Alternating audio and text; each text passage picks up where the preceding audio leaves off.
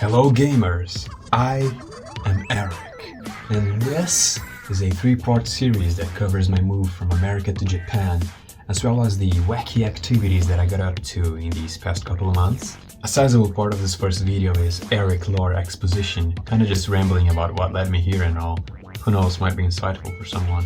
I will also cover my quick trips to Seattle and Hokkaido in this, and then on the second part, Dave will make an appearance as we clown around in Osaka and fulfill the prophecy of going to the Gyaru bar there. And finally, on the third video, I guess I'll do a room tour and you will find out why I got white hair now and whether or not I got to drive a Miata. With that said, I will now let me from a couple weeks ago vent with questionable audio quality. Take it away, Eric.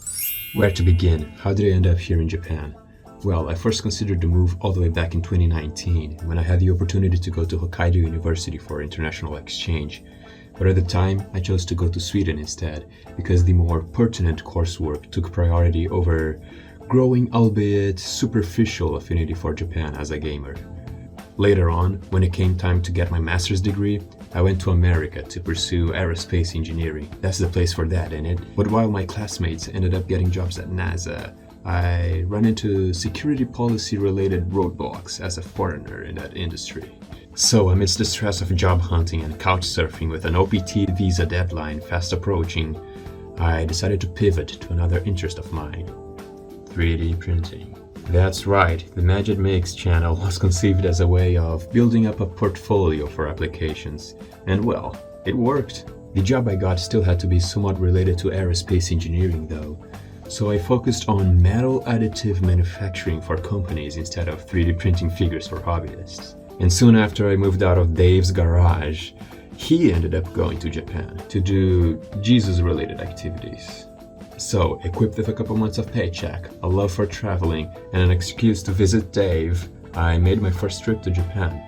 But the US still felt like home to me, the place to live, to work, to be serious, you know. And my friends can vouch that there was no one more serious than me about flawlessly assimilating into America. But my time in the US was still ticking. I had to switch from a 3-year OPT visa to a proper H-1B visa through a lottery process. Well, I wasn't lucky the first time, and I'm not a gambler. So even though I would have one more opportunity the next year, the thought of leaving had been planted. So I started weighing my options in other countries, career paths, academia. Well, I reckon if I had gotten a job in AI after all the electives I took, I would have enough money to just buy one of the gold visas. And throughout all that, my best friend at work was also a fellow cosplayer and convention enjoyer. But unlike me at the time I joined, she had watched more than 2 anime, so that pushed me to watch more.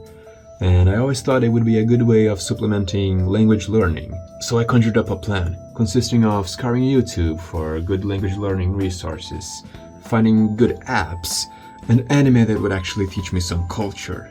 But perhaps most consequential, I decided to look for music. More precisely, metal.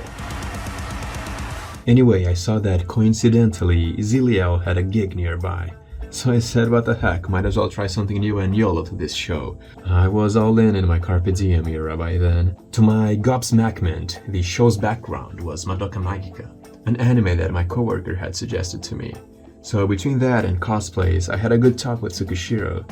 Equally important and strategically consequential was my talk with Ricky, the manager and US expat living in Japan.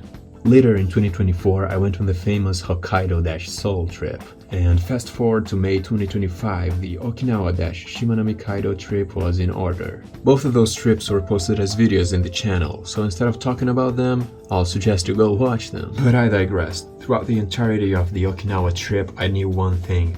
I once again hadn't gotten my H-1B visa in the lottery. So I had until February 2026. to leave the US or face erasure. In the meantime, I kept in touch with Tsukishiro, and throughout our regular conversations I got to refine this mindset I had been developing. An outlook focused on seeing and seizing new opportunities in life, no matter how negative the situation may seem. Well, that worldview was certainly put to the test during a work trip to Europe, where I got stuck in the Netherlands and couldn't go back home due to some visa bureaucracy complications. But at least I got to meet longtime friend and big-time YouTuber Piggles. So here's the thing. Upon coming back, I continued to keep an eye on Canada and the EU, but then I was approached by a recruiter on die job, and they were interested in my aerospace background, so I got to interview for a company none other than Hokkaido. It sounds too good to be true, and well, I guess it was. Mainly because of my yet unproven Japanese skills, I presume, my offer was indefinitely postponed. And I realized if I were to get a job in Japan, it needed to be fast, because the timeline to get a visa is like 3 months. Well, it seemed kinda impossible because I was planning to take the Pt.1 in December, and even then most companies require Pt.2 proficiency.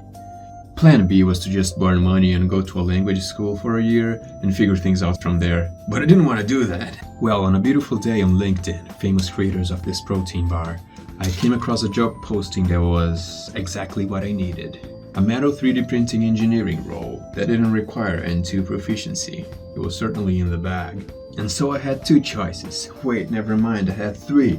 That's when my boss said there was a way for me to stay in the US. I just needed to pursue a PhD at PSU while using the company's resources for research purposes. Or something like that.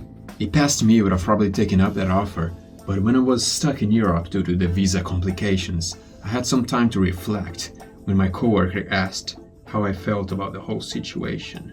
Looking back, the reason that I went to the US was for the aerospace industry, right? Well, at that point it was looking like too much effort for a long, roundabout, stressful, uncertain, and constraining road to get back on that track in the US. And I yearned for true freedom, ironically.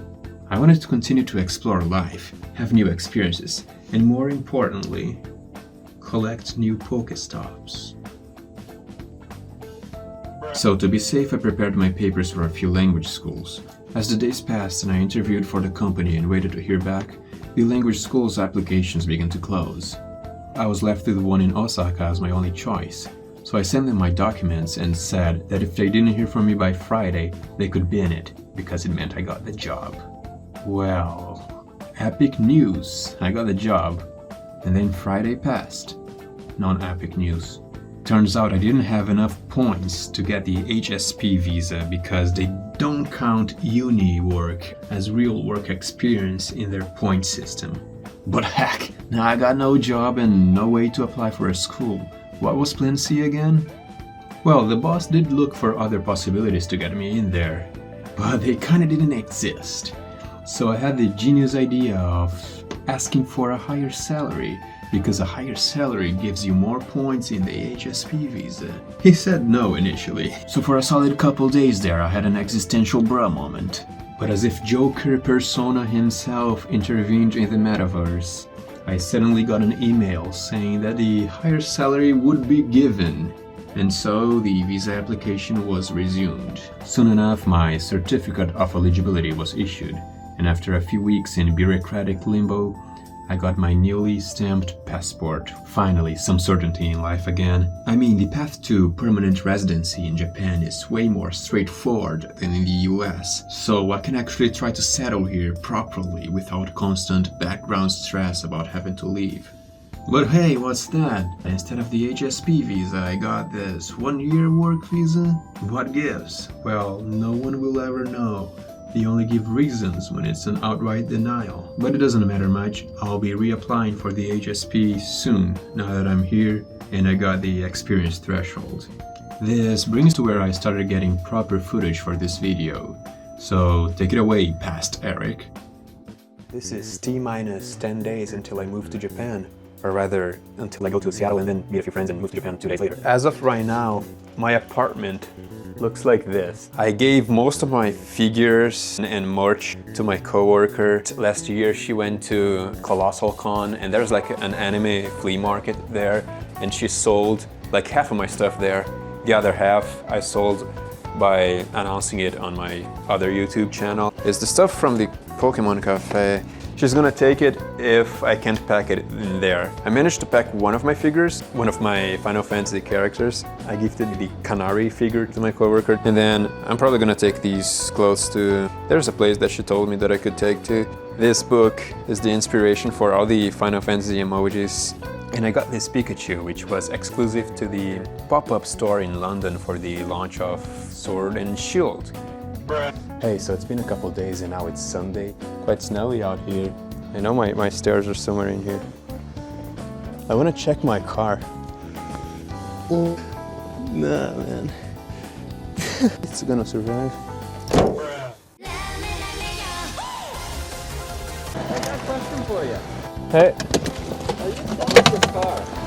Yeah. Okay, there was somebody, I just live right there, so my window looks out at the parking lot here. The guy that wanted my car also ghosted me for like 2.5 weeks. Finally, he said that he probably isn't gonna buy it, so I may take it to a dealership and get less than $1,000. Or one of the people at Facebook Marketplace may buy it for like $3K. Man, this cop pulled me over the other day because It's the last day in Pennsylvania, putting everything in my former co-worker's car and going to a sushi place probably, and then airport. Looking forward to it. Kind of a bra moment, I suppose, that I intended to sublease my apartment to this guy. He was gonna take all of my furniture, but he took too long to sign it, and someone else signed first. And they don't want the furniture, so I'm trying to get rid of it. But then I tried to get rid of my sofa and chairs by donating it, and the donation guys didn't take it because it had a microscopic tear on the back, which is kind of goofy. And now my landlord is probably gonna charge me like $1,000 to get rid of it. It was game day or something and we didn't know it, so the traffic kinda delayed us on the way to the airport, and I would be late if the flight itself hadn't been delayed too. Anyway, it was time to go to Seattle. For the past 3 years I've organized meetups with my Final Fantasy FC, comboing it with my trips to Canada for KupoCon. I was staying at Sol's dorm, who I've known for about a decade now and have met numerous times before. The plan was for him to give me a ride from the airport because of all my luggage, but well, in a stroke of genius, he decided just to take the train, and my Walmart luggage's wheels broke as we carried to the dorm. This time around, we committed to splurging and going to the Space Needle. We also had a new member, my kohai, metal enjoyer, and name sound alike, Erica.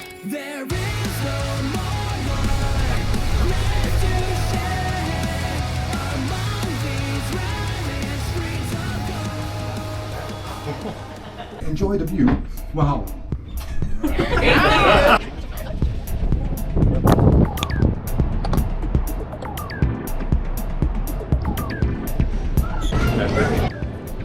It's fine, just trust the engineers. Okay. Yo, Lyra, Send help. can everyone fit in this? Where's Sol?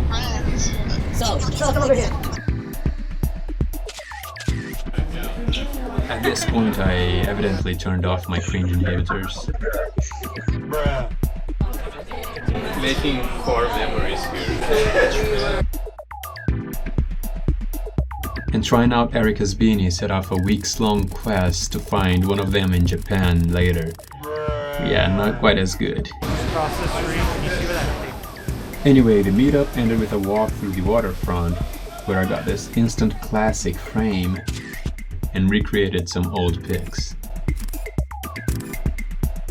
Oh yeah, I also gave everyone gifts such as drawings and an Arduino kit to encourage my kohai's academic pursuits. And even though it was my birthday, the only gift that I got was waking up at 4 AM to a message from Sol saying that he wouldn't be driving me to the airport either. Well, after almost dying carrying my luggage to an Uber that parked a block away uphill for some reason, I convinced Vale to pay for that ride.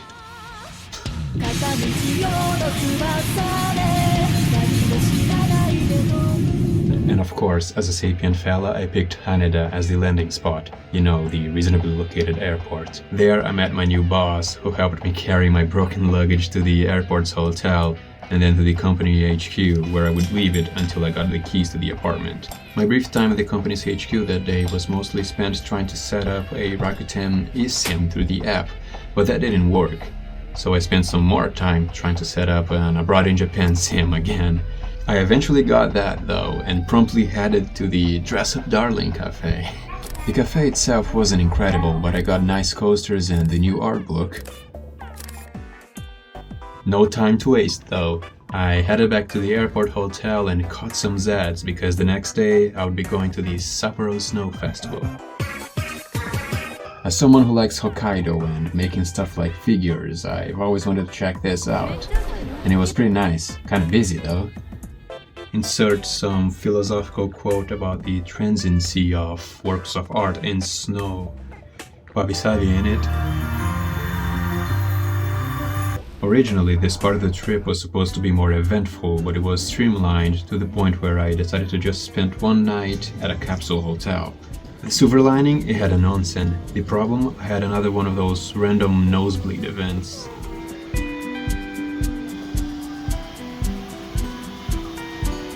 Well, I also checked the shops at the station and once again found the iconic 10 Hello Kitty. Seems like they're a proper thing now everywhere in Japan. Last time I just assumed she was 10 because she was in Okinawa, but no, she's proper Gyaru. And so eventually I bought this plushie in Shibuya.